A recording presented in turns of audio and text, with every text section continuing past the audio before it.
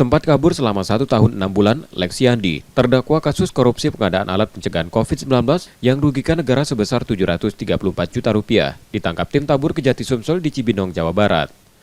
Terdakwa sudah divonis 8 tahun penjara dan denda Rp400 juta, subsidiar 6 bulan penjara, Pengadilan Tipikor Palembang, karena terbukti melakukan penyelewengan dana pengadaan alat pencegahan COVID-19 di 34 desa di Oku Selatan.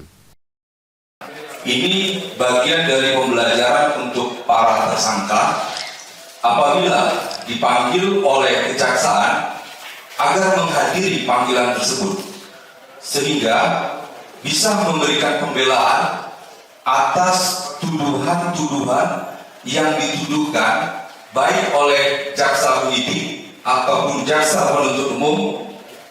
Apabila para terdakwa atau tersangka tidak hadir, maka mereka akan kehilangan hak untuk melakukan pembelaan, dan hanya permasalahan waktu